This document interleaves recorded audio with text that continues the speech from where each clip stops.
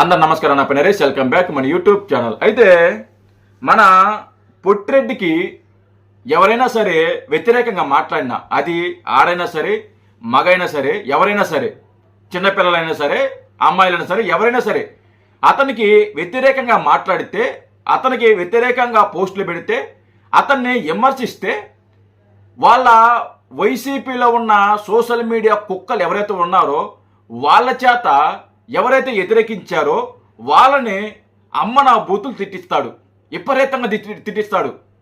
వాళ్ళ ఫోటోల్ని మార్పింగ్ చేసేసి సోషల్ మీడియాలో పెట్టమంటాడు. వాళ్ళని వాళ్ళ ఇంట్లో ఉన్న కుటుంబ సభ్యుల్ని తిట్టమని చెప్తుంటాడు. వాళ్ళ ఇంట్లో ఉన్న మహిళల్ని తిట్టమని చెప్తుంటాడు. వాళ్ళ ఇంట్లో ఉన్న చిన్న పిల్లల్ని వాళ్ళ కూడా తిట్టండి, వాళ్ళపైన దాడులు చేయండి, వాళ్ళ మీద మార్పింగ్ పోస్టులు పెట్టండి, మార్పింగ్ వీడియోలు పెట్టండి అని చెప్పేసి రకరకాలుగా వాళ్ళ సోషల్ మీడియా కార్యకర్తల చేత ఎవరైతే ప్రశ్నిస్తున్నారో వాళ్ళని అమ్మన బూతులు తిట్టిస్తుంటాడు.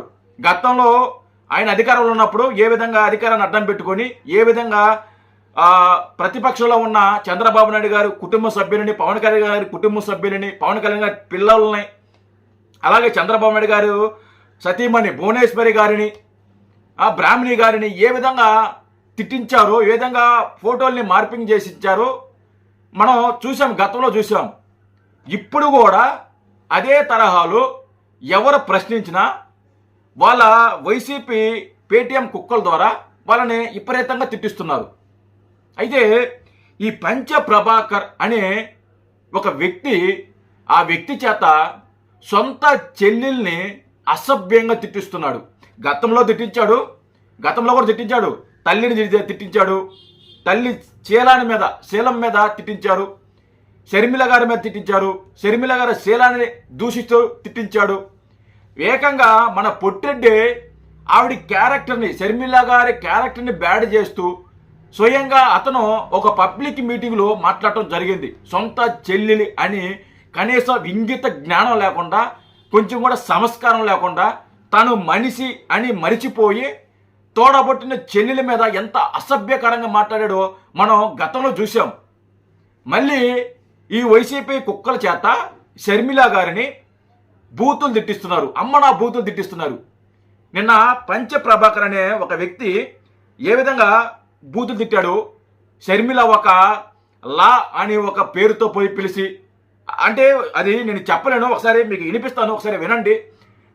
నాకు అది వినిపించాలని కూడా కొంచెం ఇబ్బందికరంగా ఉంది. అయినా కానీ వీళ్ళు వికృత చేష్టాలు ఏవైతే ఉన్నాయో అవి ప్రజలకు తెలియాలి కాబట్టి నేను ఈ వీడియో వినిపిస్తున్నాను. ఒకసారి ఈ పంచ ప్రభాకర్ గారు ఏం మాట్లాడతాడో ఒకసారి వినండి.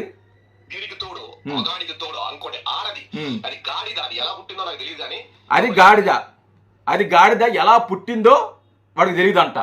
ఎలా పుట్టిందో వాడికి తెలీదా? ఎలా పుట్టిందో నీకు తెలీదా?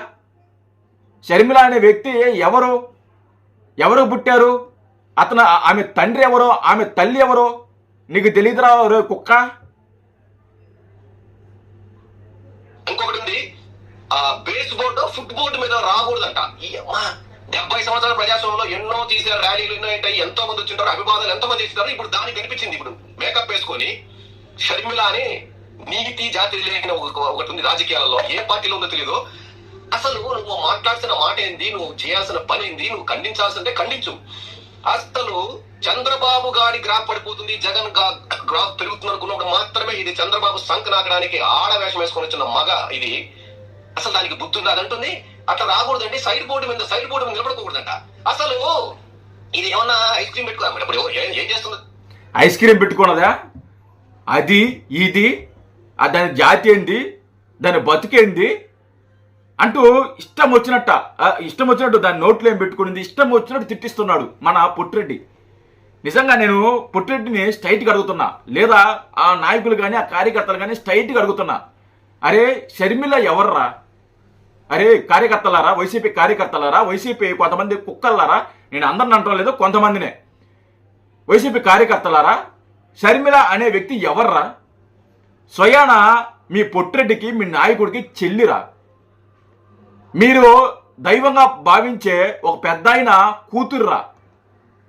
తోడబుట్టిన చెల్లిని ఇలాంటి వ్యక్తుల చేత, ఇలాంటి కుక్కల చేత ఇలా మాట్లాడిస్తున్నాడంటే మీ పొట్టిరెడ్డి సంస్కారం ఏందో ఒక్కసారి ఆలోచించుకోండిరా.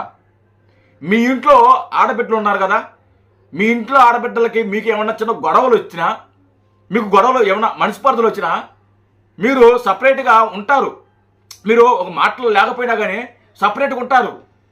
కానీ మూడో వ్యక్తి ఎవరైనా వచ్చి మీ చెల్లెల మీదో మీ అక్క మీదో ఇలాంటి భాష మాట్లాడినప్పుడు మీరు కాముగా ఉంటారా? మీరు చూస్తూ ఉంటారా?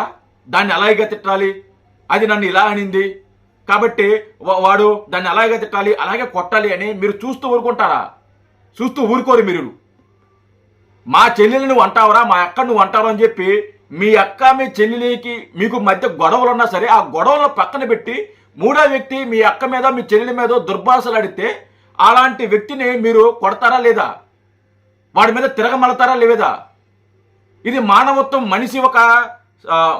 మనిషికి ఉన్న లక్షణం కదా ఇది, మానవత్వం కదా ఇది. అలాంటి మానవత్వం లేని ఒక మనిషి మన పొట్టిరెడ్డి సొంత చెల్లిని ఈ విధంగా బూతులు మాట్లాడిస్తున్నాడంటే, ఈ విధంగా తిట్టిస్తున్నాడంటే, తల్లిని తిట్టిస్తున్నాడు, చెల్లిని తిట్టిస్తున్నాడు.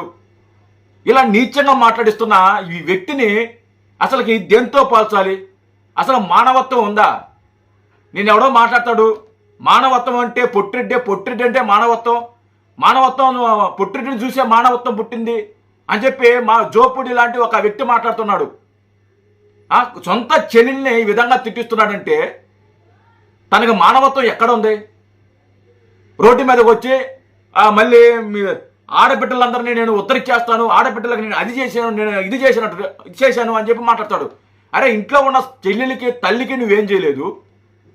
ఇంట్లో ఉన్న తల్లిని చెల్లిని బయటికి గెంటేశావు, ఇంట్లో ఉన్న తల్లిని అవమానించావు, ఆవిడ శీలం మీద అవమానించావు, మీ చెల్లెలి మీద శీలం మీద అవమానించావు. శర్మిల ఎవడకు పుట్టిందని చెప్పి మాట్లాడిచ్చావు. ఇది ఇప్పుడు మాట్లాడాడు కదా ఎవడకు పుట్టిందని. ఇలా రాక్షసి ఎలా ఆలోచిస్తాడో ఆ విధంగా ఆలోచించి నువ్వు సొంత చెల్లి మీద ఇలాంటి దుర్భాషల ఆడిస్తున్నావంటే, ఇలా మాట్లాడిస్తున్నావంటే నిన్ను ఏమనాలి పొట్టిరెడ్డి? మీ నాయకుని ఏమనాలరా? మీరు ఒకసారి ఆలోచించండిరా. మీ ఇంట్లో చెల్లెల్ని కూడా ఇలాగే తిట్టిస్తారా? మీ ఇంట్లో చెల్లెల్ని ఎవరైనా తిడితే మీరు ఇలాగే ఉంటారా? ఇలాగే కామ్గా ఉంటారా? ఇలాగే ఎంకరేజ్ చేస్తారా? తోడబట్టిన చెల్లిరా, ఒక కుటుంబంలో సవాలొచ్చి గొడవలు ఉంటాయి. ఎన్ని గొడవలున్నా, ఒక అన్నదమ్ముల మధ్య గొడవలు ఉంటాయి, అక్క చెల్లెల మధ్య గొడవలు ఉంటాయి. ఎన్ని గొడవలున్నా ఆ కుటుంబం వరకే అదే. మూడో వ్యక్తి వాళ్ళ జోలికి వస్తే మనం కాముగా ఉన్నాం కదా, మనం కాముగా ఉన్నాం, వాళ్ళంతా తేలేస్తాం. అది నేచర్, అది మానవత్వం. అది ఎలాంటి బండరాయి అయినా సరే, బండరాయి లాంటి మనిషి ఉన్న వ్యక్తి అయినా సరే తన సొంత చెల్లెల మీద తల్లి మీద ఎవరైనా దుర్భాషలు ఆడితే కోపం ఉప్పొంగిపోతుంది. కానీ ఇలాగ తిడుతుంటే పొట్టిరెడ్డి అసలు ఎలా మౌనంగా ఉన్నాడు అంటే తిట్టించేది అతను అనుకో, అది వేరే విషయము. ఇలాంటి వ్యక్తి మన రాష్ట్రానికి అవసరమా?